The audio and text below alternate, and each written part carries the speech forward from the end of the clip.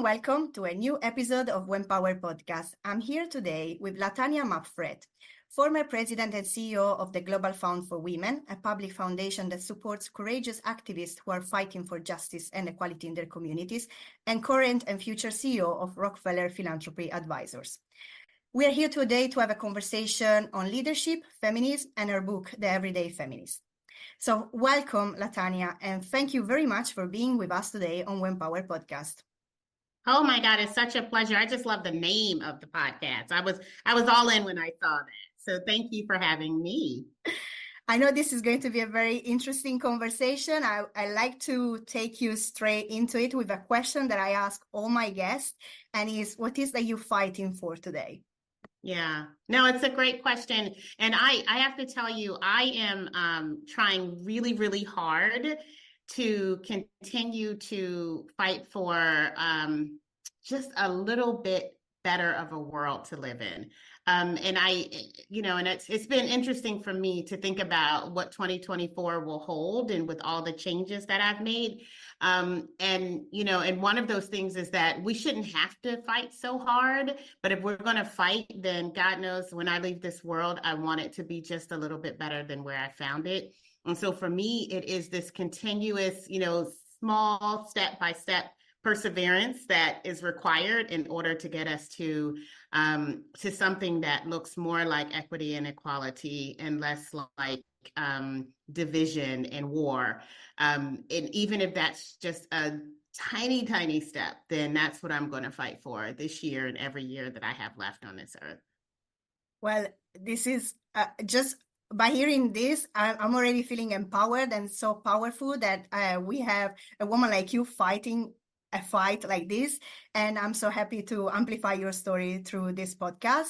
And for all the people that are following us today, I would like them to know you a little bit better, what is also behind a bio that they might read online about yourself. Yes. So tell me, who is Latanya, and how, where do you find the strength and the motivation to show up every day, and what inspired you to pursue a career in advocating for women's rights and gender equality?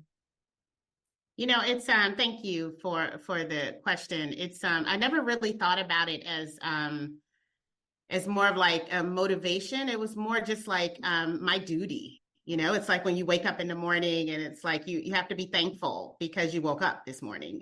So in my world, it's like it's not just about working for social justice. It is just the air that I breathe. It is if I don't, who will? And if it's not a part of what I bring to the profession, whether it's a lawyer, human rights advocate, a feminist, then what is it worth if I can't be who I am in this work, in these movements? And so for me, growing up with I always talk about my grandparents. My grandmothers were strong forces.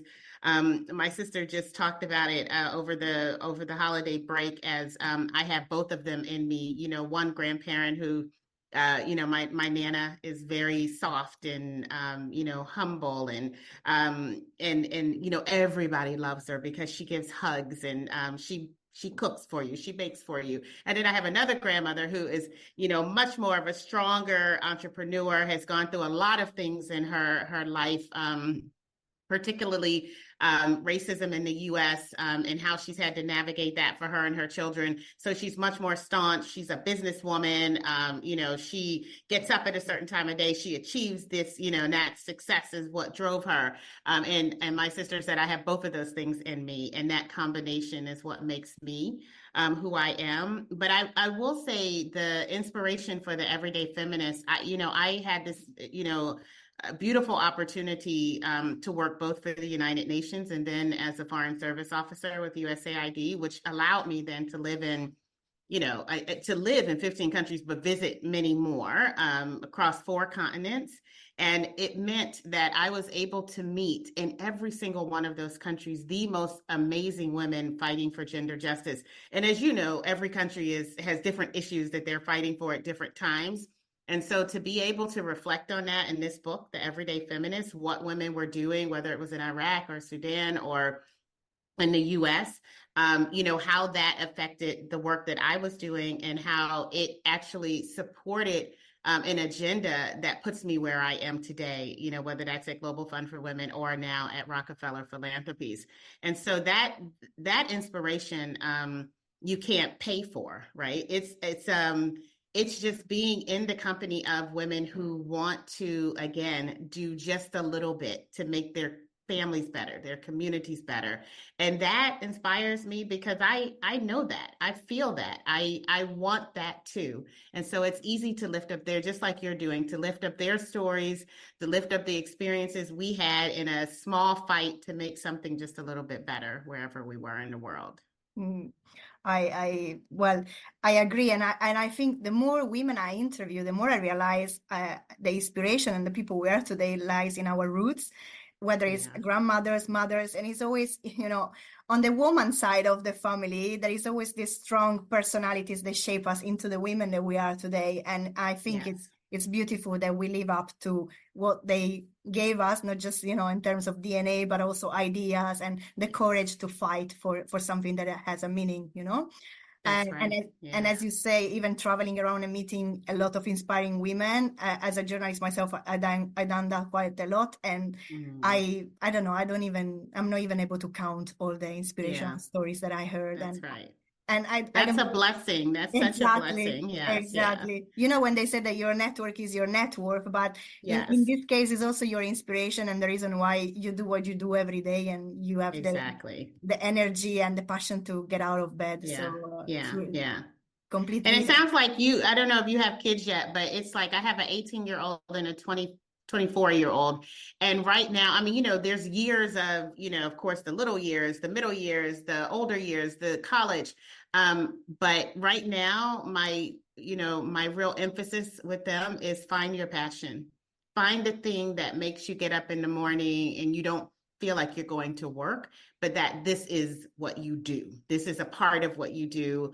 And you just want to be able to do as much as you can to meet the mission of the day. So hopefully, I know I can hear it in your voice.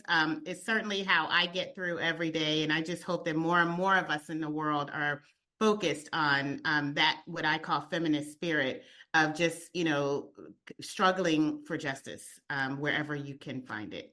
Exactly. I don't have kids yet, but I consider my community as a sort of like expanded family. And whenever I speak with a younger journalist, or even just, a younger woman, what I like to say is exactly what you say, just get out of bed for something you really love. And a job is a job, but you really need to find a motivation, something much more deeper than, just going and do a 9 to 5 in the office and then bring home the salary. Okay, that's honorable as well, but there is much more that we can do and we can achieve. I think sometimes when we all talk about who inspires us, what inspires us, I think sometimes we're thinking about, these sort of lightning bolt charismatic leaders, right? These ones who find themselves on TV and everywhere, and are big influencers in our world. But I have to tell you, the stories that I write about in the book and the way that, and the people that I even think about when I'm having this conversation with you, they're not that, they're much more relatable. I mean, incredibly imperfect, like all of us. They're human. And they're, what we call ordinary women, but they have this extraordinary commitment to working towards some kind of change. And they're the ones who are showing up and like pushing forward and really getting the hard stuff done. And I feel like we need to lift that up more. I mean, yes, I love Oprah. I love, so many different people right now who are doing amazing things, but I think it's the women who are in these communities who are not showing up in social media feeds that sometimes I think we forget. And that's why I really appreciate what you're doing by, lifting those voices up. I think our children and hopefully their children need to be able to see themselves in our influencers and not feel like they need to change themselves to be an influencer or someone that inspires others. Yeah, I 100% agree with what you just said. And we were talking about this before, but even the people that follow Empower, they know it's all about bringing stories of ordinary women that are changing the world. And sometimes too often they are forgotten, but they are doing amazing things, and they are there on the ground fighting every day in different countries for different reasons, and they deserve an opportunity to be heard. And I think sometimes we are very, what we see on social media, on TV, it's really superficial. It doesn't really talk to everyone, and you don't feel like you have a connection. But the story that you wrote about in the book, which I have, by the way, I bought it and I loved it from first page to the last one, are really relatable, and they're really applicable for, you know, for everyone if you just want to actively make a change, and it's not you know, something too far away from our imaginary, from our lived experience. So that's right. Yeah. That's what brought us here today to have this conversation, because I believe there is a very, very big alignment in terms of mission and you know, values and passion. We will talk about your book a little bit later. We can keep a bit of suspense as well for the for the people listening to us. So you wore different hats, and you had different roles and responsibilities, and you must have also encountered some challenges across your careers. And obviously, the mission of advancing women's rights globally is not an easy one. So would you like to share maybe how you keep yourself motivated, or how you face some of the challenges that you might have to face in your roles, and maybe tell us a little bit more about this? Yeah. No, I mean, you know, I think back to when I first started, a young lawyer, human rights officer at the UN, in countries where being a woman, and especially being a young woman, and then in particular a young Black woman, was probably not like what people were expecting when I walked into many rooms. And I think, you know, it was a little bit difficult to get people to listen to me, to be able to be in the right conversations in order to make change happen.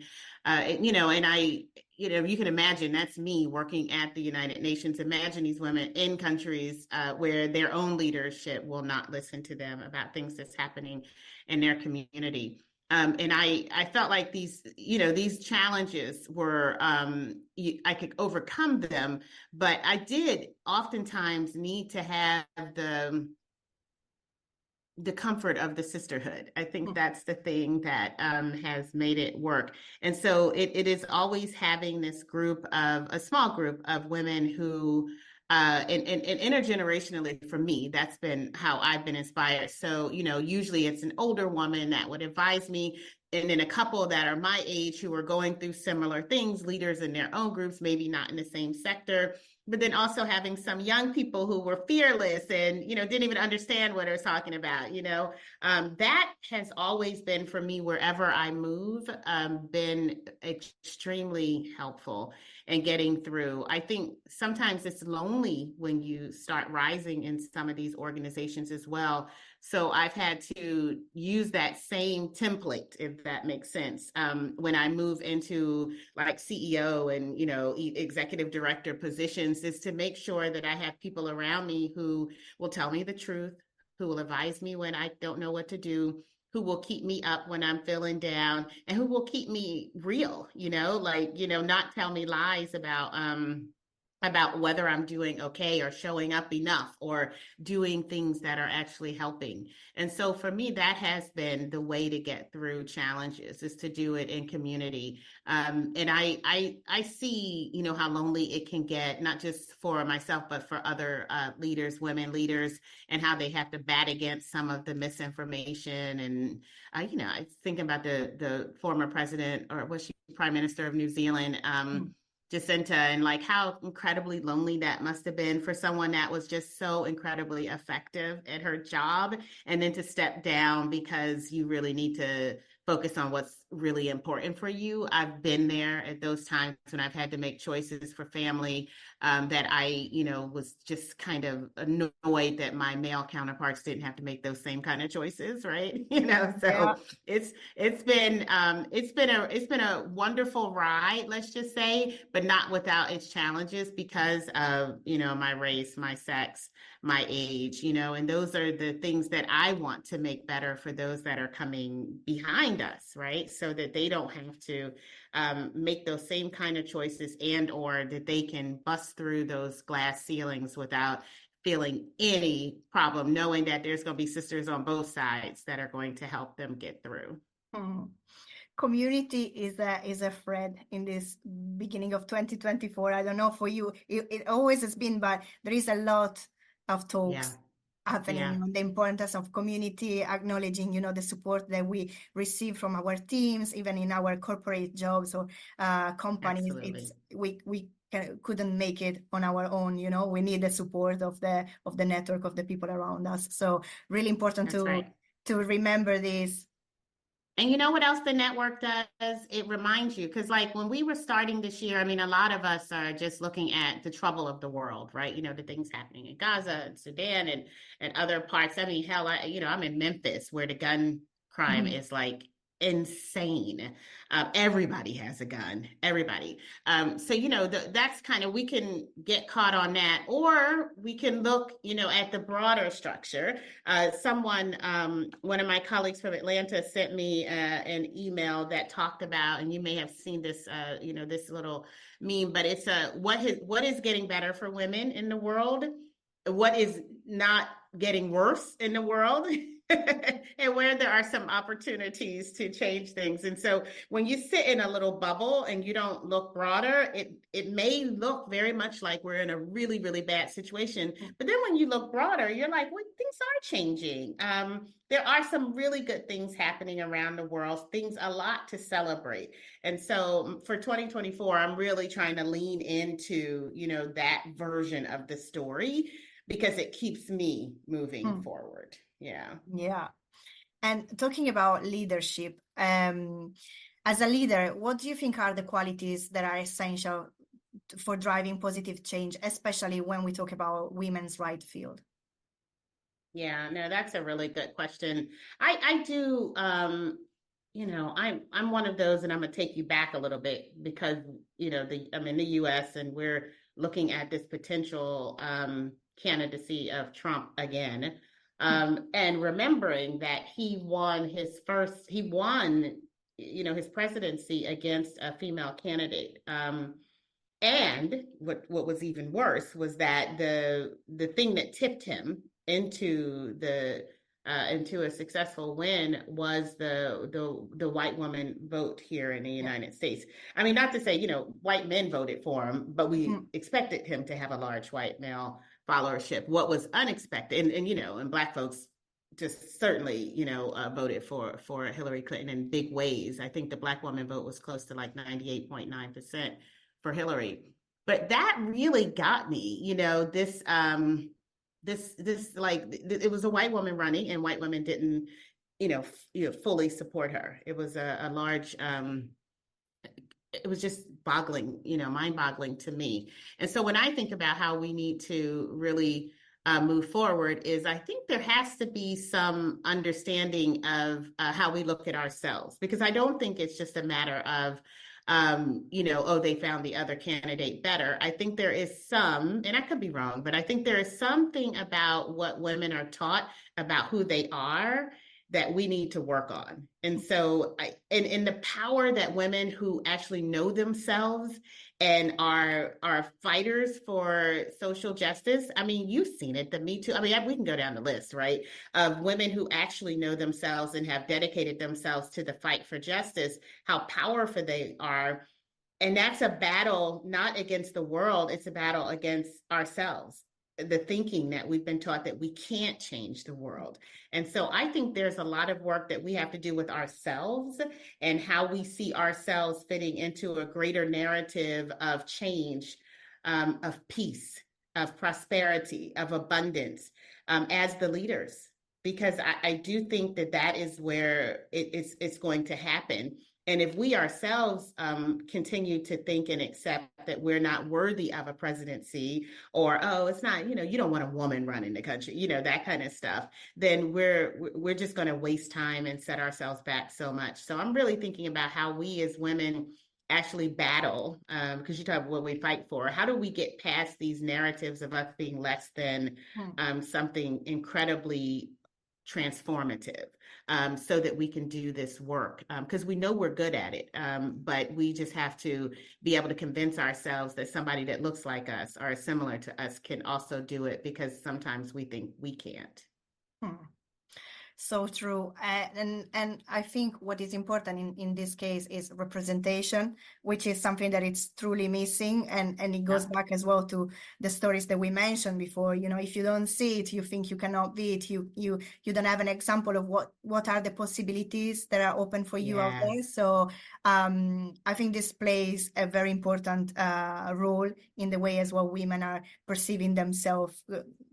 What the society, the culture, stereotypes, everything, tell us like, you cannot do that because you are a woman. But actually, yes, you can. Because there are examples of successful women in leadership position that we should look up for. So why not? Why not? Absolutely. I love it. And I think we all have a part to play. Honestly, I think in the arts, this is, I'm just thinking like, okay, so when Obama became the first Black president of the United States, there have been numerous movies where there was a Black president. Whether it's true or not, I completely agree with what you're saying. People have to see it in order to believe it, right? And I think that has a lot to do with it. It's like how we are portrayed in certain things, how we accept, certain words about ourselves. All of that makes a difference in how we can lead. It is very much a big part of how people see you, and then that allows them then to trust that you will be able to lead. And so I think we have to work on a lot of that stuff internally, but also then how we accept what people call us, what they say about us, how they portray us. Those are things that we have to be careful of. Exactly. And also very important not to make this an exception. Right. It happened. We had a Black president. Let's repeat that. No, it was not. Exactly. Why not? Yeah. It's amazing. Not? Yeah. Hollywood keep doing it. We have examples that it is possible. We lived it through. So why not? Yep. So I totally agree. And did you have any, I know that you said you get your inspiration from all the women you met, but did you have a mentor or someone that influenced you or help you shape your leadership style? And maybe what advice would you give to any younger woman or any young leader that is future leader that is listening to us today and they are thinking, this could be an option for them? Well, I've had several mentors in my career, but the most recent was at Planned Parenthood, and where Cecile Richards led that organization. I always tell people, everyone knows she's a badass, and she was totally committed to disrupting the status quo. And so that was beautiful. But what was even more beautiful, and something that I tried to replicate, was that she also showed up every week. I don't care where she was in the world. I don't care what television station she had to play on. She was at the staff meeting, the team meeting every week. And so that kind of commitment to not just the broader external world, but also the internal workings of an organization was something that I really admired. And I literally, took notes on, on how you do this. How do you show up, not just for the movement, I'll call it, but then how do you also show up for your family, for the people that work for you? And I think when you hold both of those things very dear, you can do it well. And so when I talk to younger people, because I don't think you can give that kind of energy to just anything, right? So again, what I was saying about my kids, it's like you have to figure out what churns your heart to do this. And if that then is a thing that you believe in and you love, it's going to be worth working for, and you'll do it well because you want to do it well. And that's the energy that changes the world that we live in. Yeah. Again, and this is another inspiring point. I hope people that are listening to us right now, they are taking notes, because we sharing some important advice here. And you talk about this before, but I would like to bring again the focus on the communities and on building partnership as well. Again, the field of women's rights and it's not an easy one to be fighting in, and it's important to build and sustain partnership even with other organizations, governments, and stakeholders. So how do you make sure you can maximize the impact that you want to make through this partnership, and how do you actually build this partnership, which are fundamental for your work? I am about to go on in my first 90 days with Rockefeller, 90 days of what I think I'm calling radical listening. We did a year of learning at Global Fund for Women, and to me, they're the same thing. I don't think you can really know what to do if you're not listening to what people are trying to deal with. A lot of times we think we know what the issues are, and I think you have to take some time to really listen. The one thing I've learned by living all over the world is that the issues are not the same. They're not articulated the same. We may boil them down to like, it's a climate issue. Yeah. But I've now been working with movements in the Pacific, working with movements in the Caribbean, working with movements in Sub-Saharan Africa, and of course in the communities of the US. It's a very different thing, what they're all working for. And unless you literally sit down and listen to what their issues are, because they may not all call it the same thing. And in fact, I think many of them for years have been calling it very different things. It's not like they just came into the climate movement. Most of these groups have been doing this work for decades, because this has been happening for decades. This environmental degradation that people saw, and particularly because it affected poor communities far before it affected others. And so from my perspective, taking the time to listen before you jump has been really, really important. And then distinguishing, what that work looks like for different communities is so very important. And those two things for me has, I feel like, have helped me be able to chart a course that has profound impact. I think people look at my time at Global Fund for Women and they're like, you've done so much there. And I think the only reason I was able to do that is because not only was I prepared to listen in a radical way, but people were gracious enough to tell me what I needed to learn. And so I think with those two things, impact is guaranteed, because now what people need, and then you come with hopefully some choices that they can pick up as support for them. We have what we call at Global Fund for Women a concept of movement-led work, which is a concept of trying to understand what people need when they need it, so that we can get them the resources that they need and how they need it, right? So Yeah. It's simple. It's very simple, but it is what impact boils down to. It's if you think you're going to create something for other people and that they're going to take that up and run with it, then I think impact looks very, very difficult. But impact is the partnership. So what you're talking about is, how do you make impact in a partnership? It is to partner. It is to listen. It is to learn, and it is to act together in partnership. And just a question coming from this, because when it comes to NGOs, charities, human rights fights and activism, there are so many association, organization, community, and it's important that each one of them is dedicated to their fight. Perhaps sometimes it's the same fight in different countries or in different area, but do you believe that the impact would be much stronger if sometimes we don't divide the attention on many different entities and we group some under the same umbrella? I do think, but that's a little bit different.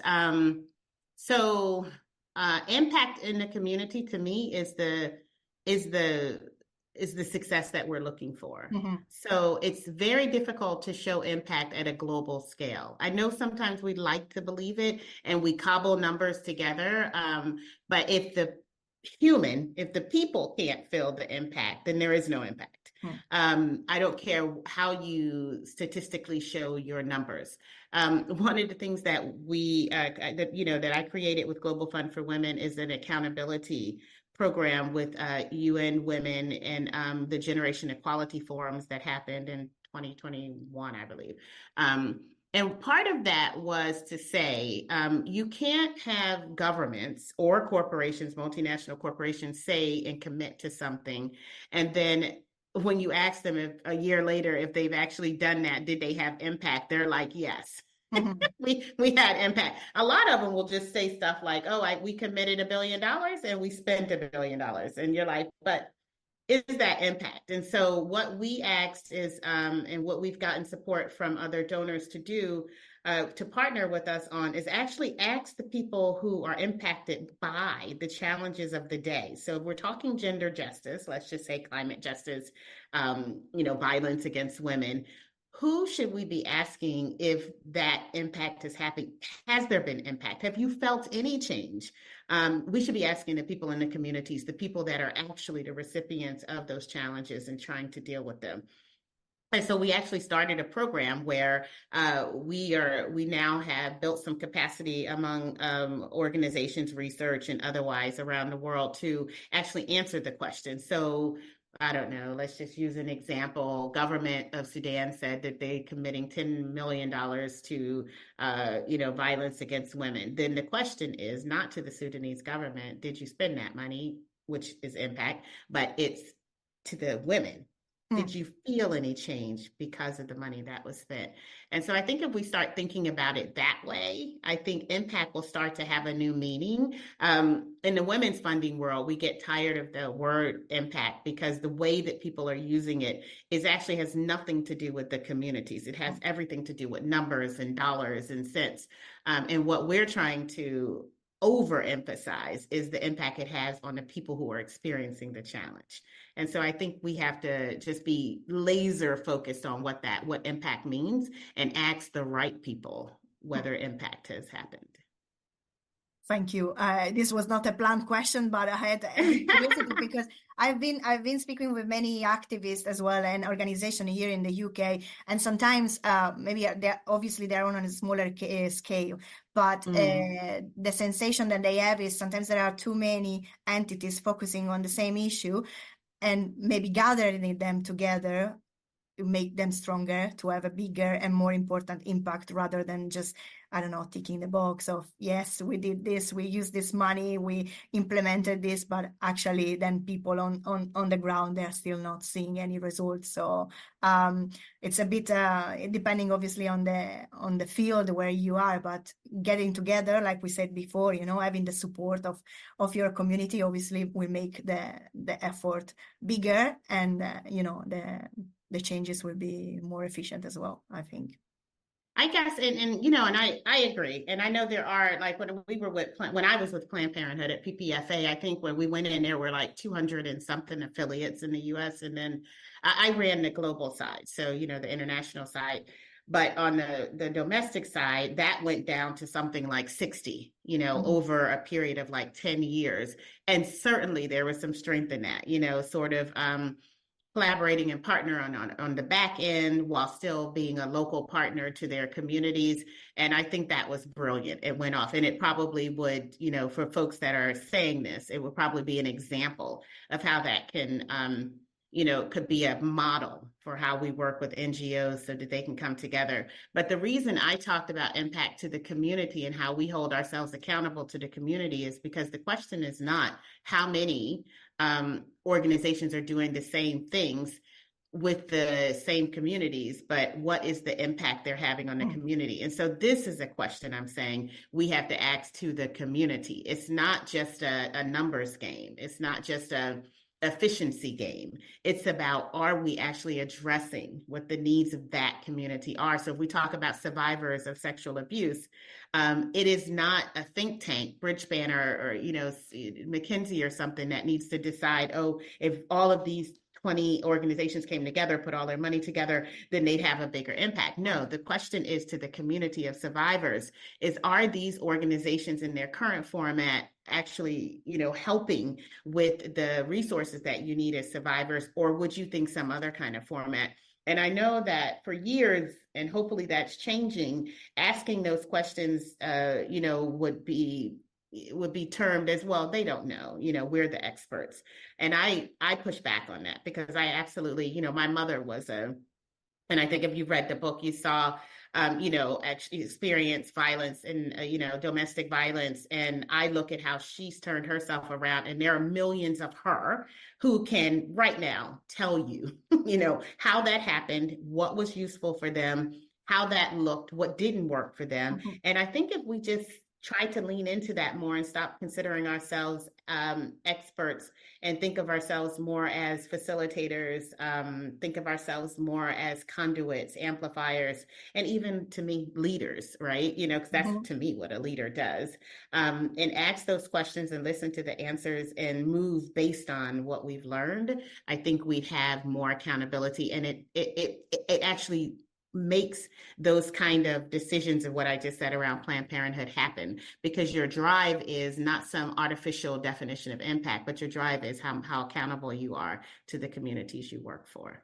A chapter is about to close for you, which is, you said it at the beginning, but we mentioned it throughout the interview, and is that it's closing the chapter of the Global Fund for Women for you, and mm-hmm. you starting a new one with the Rockefeller Philanthropy Advisors. And my question is, what do you think was the most significant achievements that you had with your leadership with the Global Fund for Women? That's a great question. I've been, of course, talking about this a lot as I'm moving forward. And I did talk a little bit about the movement-led approach, because, understanding the role of philanthropy as following social justice impact is a phenomenal way of thinking about things. Most of my career, whether it was at the UN, USAID, or with foundations, has been, we'll come up with a plan to make you people do better.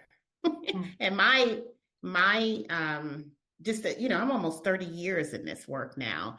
And what I've seen is the opposite. It's like they need to tell us what they need in order to move forward. And my predecessor is going to talk, my successor will talk more about this in her tenure. But what we started was an opportunity to actually look for movements when they needed us most. What we knew for sure was that when movements are emerging, when things, because usually it's a spark, right? Something has happened, usually something tragic has happened, and it makes people come together.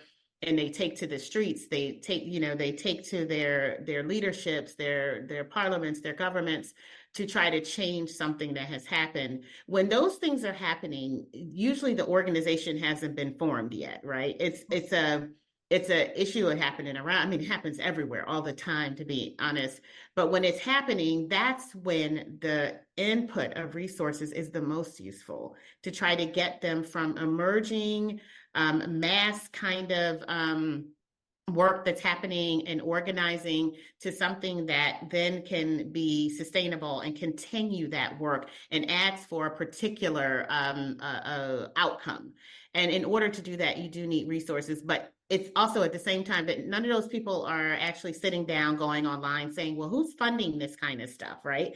It's the opposite. We should be looking for them. And I'm glad at Global Fund for Women, and one of the just many, because we don't have time. I'm so proud of so much at Global Fund for Women. But one of the many things is that we've started the Gender Justice Data Hub that does this exact thing. We're actually tracking when movements are emerging. We're actually contacting them through advisors that we've been working with, who are mostly, graduated grantee partners. And we're working with them saying, okay, we look through all the public information using AI and all that's available to us, social media, and we see that something is about to happen in this place, this region, this country, this community. Are there organizations that are working on this that we can connect with the movement the organizers of these movements so that they can get resources, if we can give resources, or if other donors can give resources, to bring that in at a time when they actually most need it, I think would be, it's just going to be groundbreaking. And I can't wait to see how that continues at Global Fund for Women, because I know that there are a number of us that, including donors to Global Fund for Women, we're a public foundation, who, continue to support and stand by organizations, but we also now need to be ready to ante up when something new is coming, and to make sure that this new breed of organizing, of social justice, gets the support they need to continue to do that work, and to hopefully lead us to successes even faster in the work that we're doing. And we're looking forward to see what the future holds for the Global Fund for Women. Talking about your book, you said what inspired you to write it briefly. If you want, you can tell us a little bit more. But I would like to know, when you were writing this book, what you wanted the readers to take away while reading it. And the interesting thing is the title that we came up with, because it's, and it's in the business section of the bookstore. So it almost looks like it's a conversation on how to be a good feminist, right? It actually is nothing like that. And probably I would say out of the 8 or 9 spotlighted women that I put in the book, not even half of them would call themselves feminist. I mean, they might consider it, but they probably don't, in whatever region or country they live in. And the thing is that what I was trying to do was to talk to supporters of this kind of work. And I used the Everyday Feminist as a way to get some attention to the women who are doing this work, who don't do it for the glory, who don't have their stories told very often. I mean, I do have Tarana in there. I have Loretta Ross in there, Tarana from Me Too, Loretta Ross from the reproductive justice movement. But in general, the women in the book are not, and certainly the 2 of them before they became, and famous. It's not about their, how they show up as individuals, but it's about how they had to shape something to bring attention to it and then to keep it moving. Any one of these ladies in this book, including the young women that I spotlight, could be presidents of a country, just because of the way that they've had to engage around an issue and just completely change the way people think about it. And that is the story, right? It's not, I don't care if they ever became popular or famous, but it is, how do we continue to tell this story, which is repeated? I mean, these people don't know each other. These are women from different parts of the world. At the beginning of the book, I talk about Innocent, who's a hairdresser in Kenya. Again, could be the president of Rwanda easily. I mean, it is this thing that they do and that they have that we need to look at, not just as a fluke because it's happening too much around the world, but as an actual resource to make change happen. And I call it transformative change. And so we actually need to be on the lookout for these type of people in communities who are doing this work. And then we need to support them. So that's the whole theory behind the book, is like, what is that change that we're looking for? Who is making that change happen? How do we find them? And then how do we continue to support them?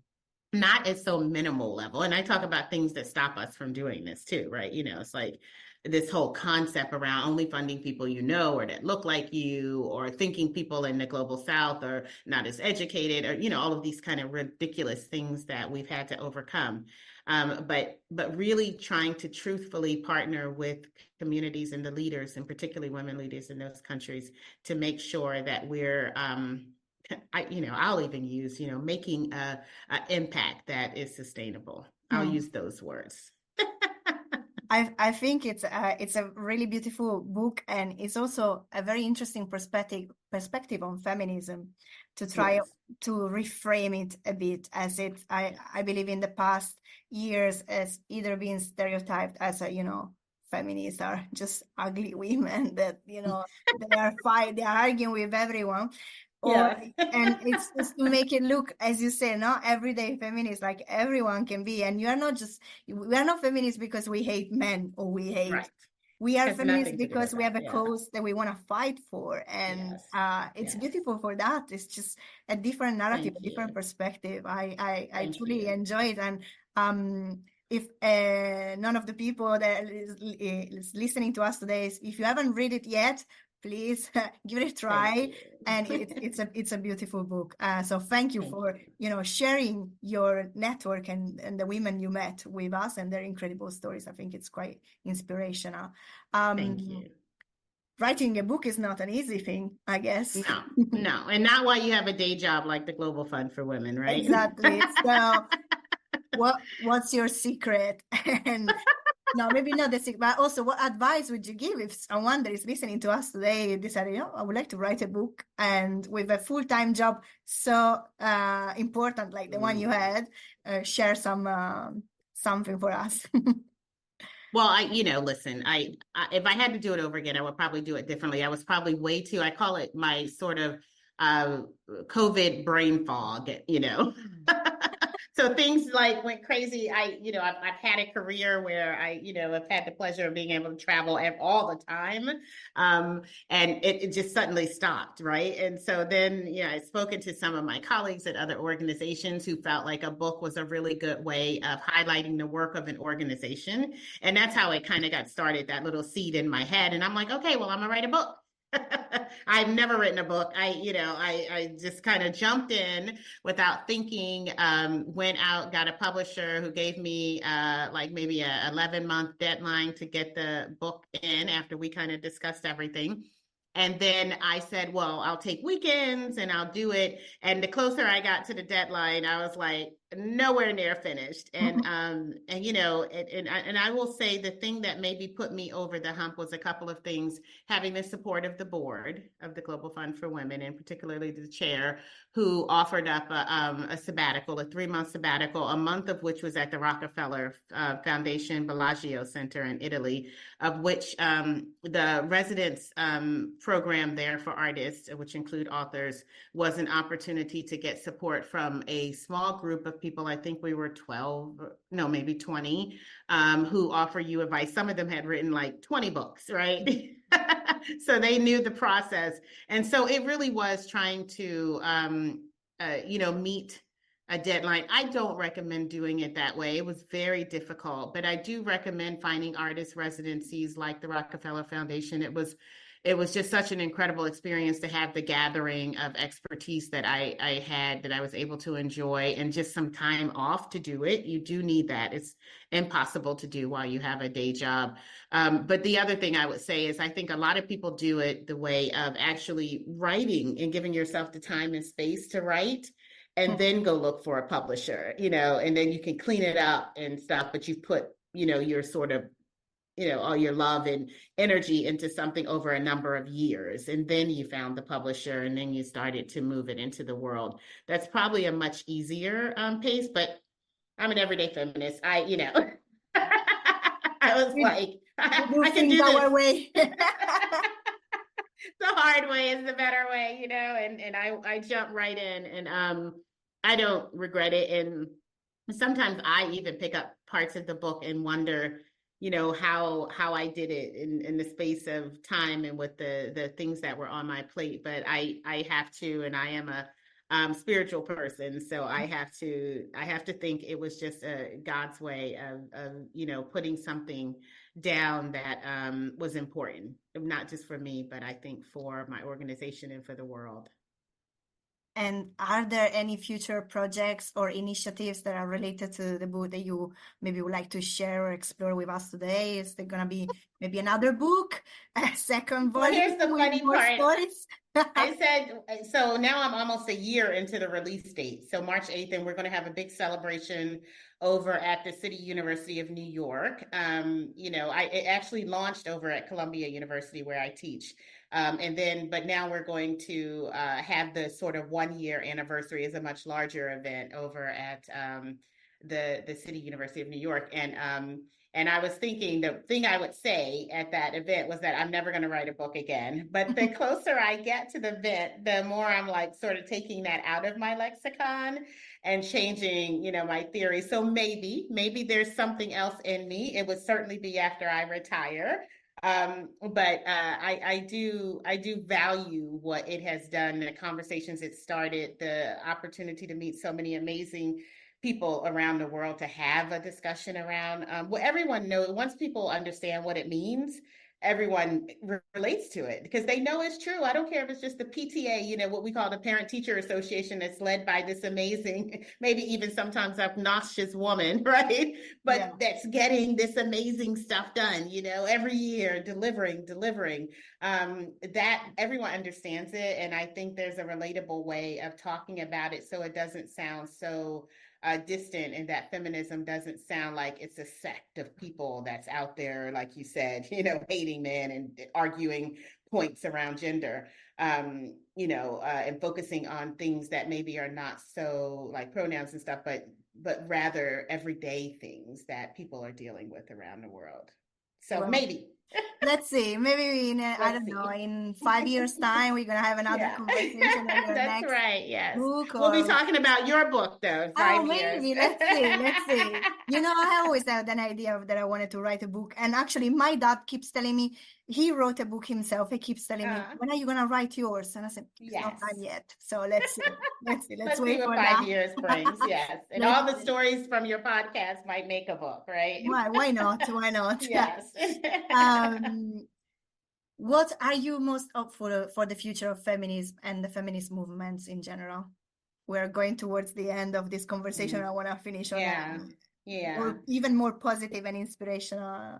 Yeah. No, I mean, I'm excited. I am, at this point thinking a lot about what leadership looks like in the world. There was a story on, I believe it was CNN, of a town, I think it's in Missouri or something, where their entire city council and their mayor, so this is local politics, right? Were just voted in November, so they started in January 1st, and they're all women.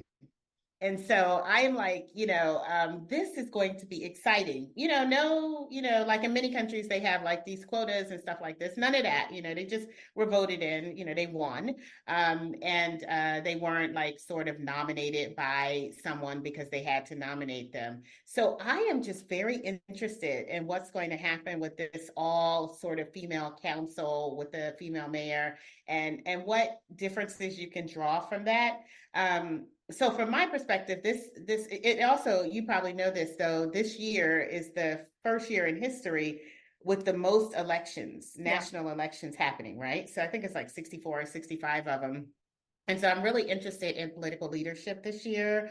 I'm really interested to see what feminist leadership looks like, how we do at the ballot as a group. Like now I'm bringing you back to sort of the much more global piece, of course, because you might end up with, 2, 3 of these, women winning, and they're not that great. I want to be real. I mean, just because it's a woman winning doesn't mean that it's great for their communities, for their exactly. I didn't want to say you said it. I didn't, right? And it's my own country. That's as right. much as I'm Well, proud that's why of you having can a say woman, it. Yeah. it's not her that we want. But yeah, I do know what you mean. Yeah. So, but I'm thinking more of sort of this year has this opportunity to see, and I'm a believer, I'm an optimist, many more women winning around the world. And then what does that look like for our movement around social issues? We already see some of it, right? We saw the best countries the countries that did the best during COVID were countries led by women. I mean, hands down. But now what does that look like when you have a much greater percentage of women running countries on, whether it's public health issues, social justice issues, or other things? And what does that look like? So if I sound excited about what's about to happen, I am. I also am not naive, and I understand the potentials of the sort of fundamental, should I call them, those on the far right, and things that they also have the potential to do. But what I am going to believe in and look forward to this year is how I can support feminist leadership, political campaigns that are being sought by women in parts of the world where I maybe can have some opportunity for my seat at Rockefeller to be able to support that. I'm looking forward to see how and to read more about this as well. And given your leadership role and obviously being involved in advocacy work and activism can be quite challenging to balance self-care and to prioritize self-care. So what do you do personally for your well-being, and what advice would you give for all the women that, you know, are listening to us and maybe they have a similar role or something? How can you keep yourself, you know, well and in such a challenging position? Yeah, it's been it's actually, I think this balance with family and work and your position in life, you know, because that changes too, as you know. It's like not just your career, but sort of, you know, whether you're married or not, whether you have kids or not, and whether, you know, what's happening with your elder parents and things like that. I think you know, it's folks who work hard also have to play hard. And so I think you have to you know, my husband says that it's the feminine spirit, the masculine spirit, and then it's the child spirit. And I really like that, because I think we forget sometimes this child piece, you know, this piece of just letting go, dreaming, playing just for no reason, hugging, doing things that, you know, you might have never done before, and relishing in looking forward to things that you've never done before. So all of those things I think are going to be incredibly important to balance. And to be honest with you, when it's not balanced, you see it. So leaders, I mean, don't think that if you don't take care of yourself that it won't get noticed. It gets noticed. It makes it difficult, not just for you, but for everyone around you. And so my advice is to really play hard, you know, get out when you put the work down, you know, when you need to, and run into a, you know, hell, a field of cotton candy or whatever. But yeah, get out and play hard so that when you show back up for these fights that you are ready and you are inspired. So whatever it takes to do that, I think is important. And I don't think there's a prescription to that. I see, you know, there's like, oh, do more yoga, do more exercise, do more this or that. I think it just depends on the person and what makes you feel like you can get away and what makes your child spirit comes out. I love this. Oh, and do you have a word for your 2024? A word? Yeah. Oh, that's a good one. Yeah, I guess I'm gonna have to use this word though, because it's transforming. So so much has happened, right? So I'm changing jobs. I have a, you know, my new husband. I'm an empty nester, which for those folks that don't know that term is that I no longer have the primary role of mother for anyone right now. They're all gone from the home and doing their amazing things. So those are like for me the new things. So transformation is what I'll have to use for 2024. Well, Who am I without all those things, you know, with these new things, the new job, the new husband, you know, I'm transforming into something that I don't know what it is yet, but I can't wait to find out. And you. That's beautiful. That's right. That's Yes. beautiful. And to conclude this beautiful interview, remember at the beginning, I asked you a question, and the one to wrap up everything is, what is that you wish to stop fighting for?